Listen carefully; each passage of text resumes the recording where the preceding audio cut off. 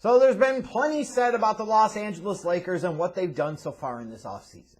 And certainly, they have been active. And let me say this to start, is that they had to be. You could sit there and tell yourself that, hey, if everybody just came back healthy for the Lakers next season, the way they're constructed now, they'd be a championship team. You really want to risk that? You really want to gamble on that? I don't think so. Furthermore, you saw some of the reports talking about those in the Lakers organization believe that the window of opportunity, the championship window, is shorter than they initially believed with LeBron and AD, which means that if they're going to win another one, they got to win one now. And I agree with that. Like, you brought in LeBron and Anthony Davis, like, that's your championship window. You got to go all out while you can. And, by the way, you're the Lakers. You are a marquee franchise in the league, arguably the marquee franchise in the NBA. The league is better off when the Lakers are great or good. The league is better off when the Lakers are a topic of conversation. Frankly, the league is better off when LeBron James is a topic of conversation. Like, all of these things are true. So I totally understand and appreciate what General Manager Rob Pelinka was trying to do here is you got to remake the team because he knew the way they were constructed, they were not a championship team. They weren't. They just weren't. And they certainly weren't going to be this upcoming season if they didn't make some radical changes. Now, we could talk about what those changes that they made are and whether or not they work or not. But I think I look at this and I'm trying to figure out, like, did Rob Pelinka, the Los Angeles Lakers, did they just build a super team? Or is this just going to be a super joke? And the reality is I'm not sure how to really read this. Because they certainly took a hit defensively, letting Alex Caruso leave the free agency, traded away Montrezl Harrell and Kyle Kuzma as part of the Russell Westbrook deal. This is a team that got older in a hurry. You look at this core, like when you talk about LeBron, he's going to be 37 next year.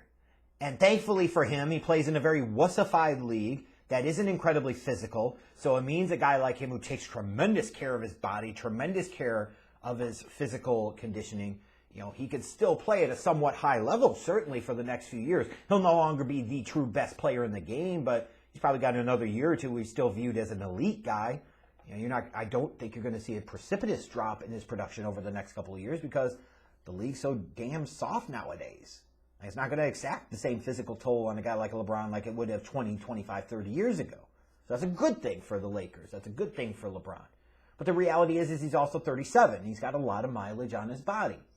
And you look at last year and you say, he had the ankle injury. That was a relatively notable injury. 2 of the past 3 seasons, he's had injuries that have caused him to miss a series of games for the Lakers. Like, is his body starting to break down? Like, you can make all these other moves in the world, but the reality is if LeBron is only able to play 40 or 50 games or he's banged up by the time he gets to the playoffs, it's not going to matter. And then with Anthony Davis, a tremendous talent, tremendous player, but health is always the biggest question with him.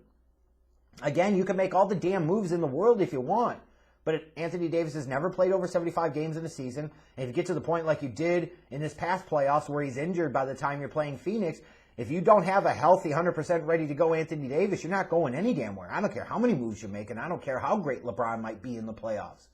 It's not going to matter. We get distracted and talk about all these other moves, and I'm going to in a second, don't get me wrong, but the reality is, if LeBron and AD aren't healthy and playing at a high level throughout the season, and particularly going into the playoffs, that none of this other conversation freaking matters. Let's get that clearly established. Now, certainly a lot of people are going to look at this and say, this is LeBron having to sit there and build another super team. And yeah, it's kind of a punk-ass thing to do. I don't disagree with that, but the Lakers are in a position to do it, and if that's what he wants to do, then ride or die, fucking do it. I wouldn't be trading for a Russell Westbrook, a 33-year-old stat-chasing bricklayer, or excuse me, he'll be 33 next year. Like, why the hell would you want that? This dude's now on his 4th team in 4 years, and you're going to sit there and say, well, Oklahoma City wanted to rebuild. It's because Paul George didn't want to fucking play with him anymore.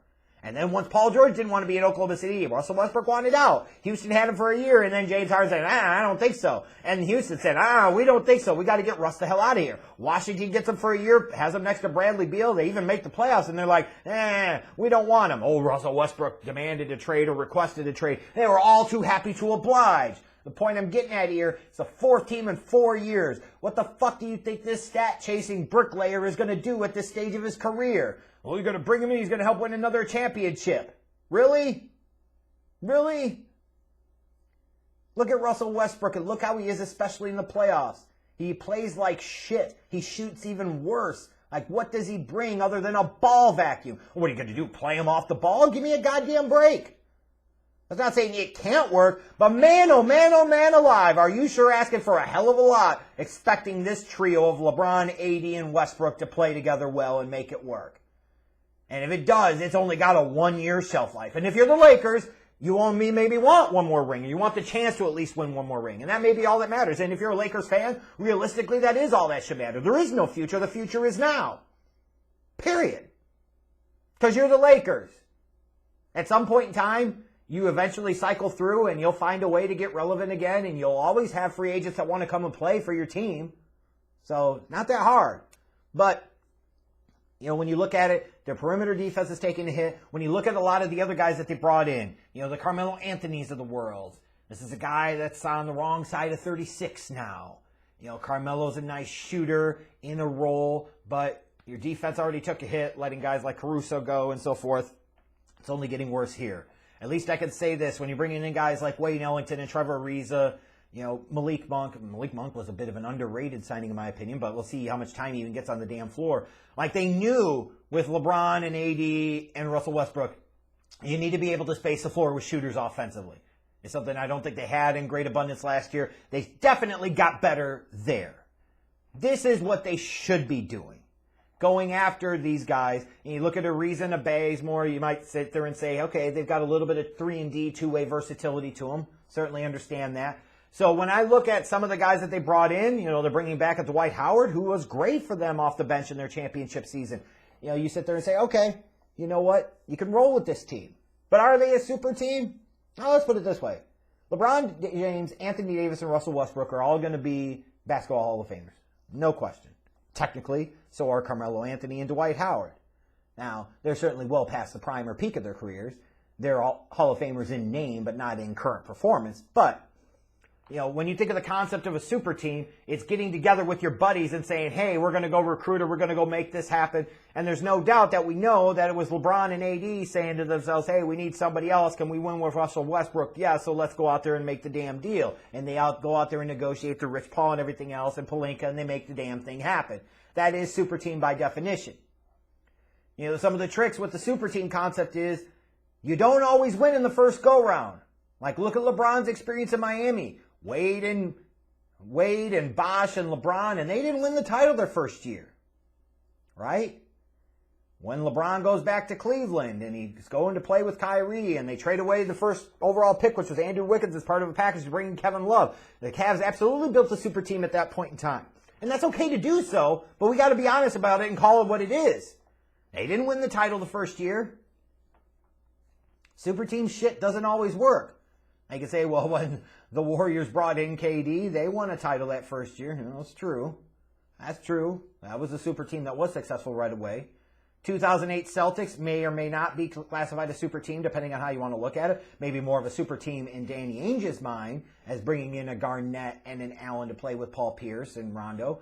But, you know, this is, to me, a clear championship chase. And this is part of the thing. It's like LeBron is in a position of power where he can have this type of sway and pull. But this is also, admittedly, why he's hard to embrace. And he certainly is hard to embrace from me. Call it hating, call it whatever you want.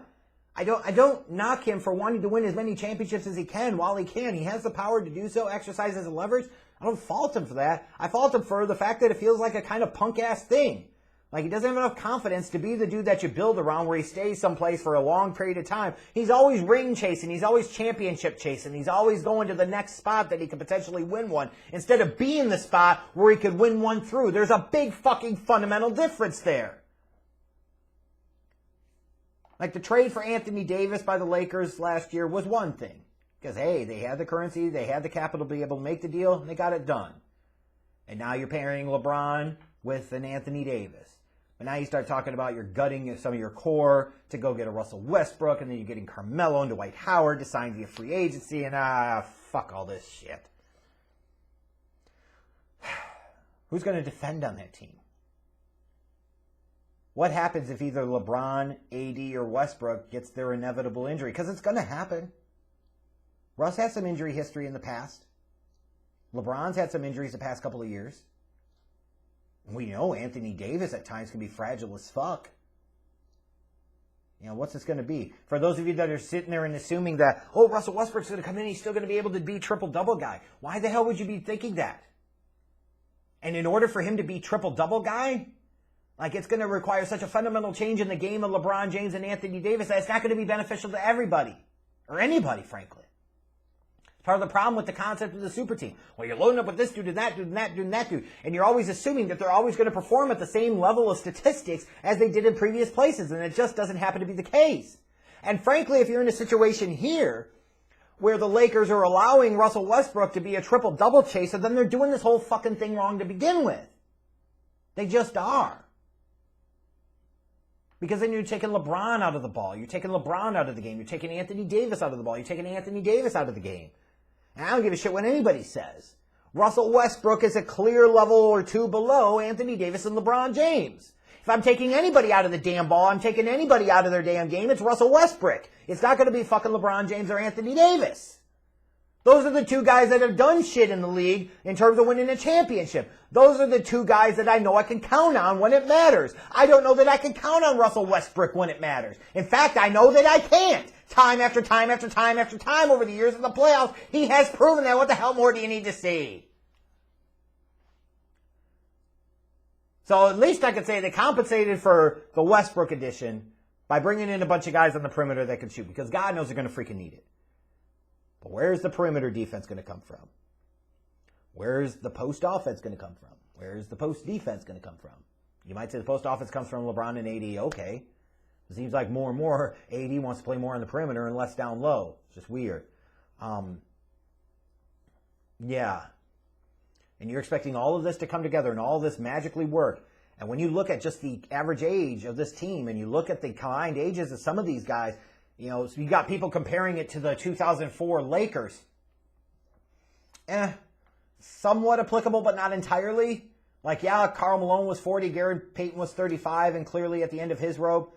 Karl Malone, if you remember, before he went down the injury, you know, the Lakers were playing some really damn good basketball with Karl Malone in the lineup. Like, he was a fantastic compliment to Shaq and Kobe at that point in time. And even when you get to the 2004 NBA Finals, you know, they got beaten by that Pistons team, kind of embarrassed by that Pistons team in 5 games. That's because, as much as anything else, where Shaq was at the tail end of his true greatness, Kobe said, my time is now, and Kobe wanted to take over the fucking series. And as a result, he shot them to a title loss. Like, people always seem to overlook that. People seem to forget that for some damn reason and put that on Shaq. It wasn't on Shaq, it was on damn Kobe. I can't believe anyone think otherwise.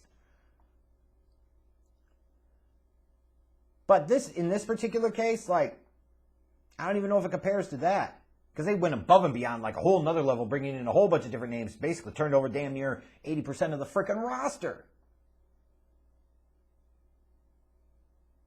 Like, to me, this seems much more destined to fail than succeed. It could succeed. Only time will tell. But if you think you're a Lakers fan, automatically getting ready to fit yourself with championship shirts and championship hats next year, like, you may want to just pump the brakes a little bit, avoid breaking out the anointing oil for just a little while, because you got to see how this team's going to even flow. Like, what's their chemistry going to be like, and how's this going to gel? If you're asking me, my opinion, LeBron's going to be another year older, and now you're trying to fit in Russell Westbrook and his massive ego. At what point in time, what makes you think that he will sit there and capitulate to the other guys? What makes you think that he's going to try and take a step back? What makes you think that he won't just continue to be Russell Westbrook and say, fuck everybody, I'm going to chase all my damn stats and ruin the whole damn chemistry of the Lakers? And even with these other role player dudes, like, a lot of duplicity there, a lot of sameness, like, really? Ooh. Lakers had to do something, and they did it. We're going to find out whether it works, and whether we bitch for years about this just being LeBron taking the easy way out and building another super team, or it gives us something to mock him about because it's ended up being a super joke.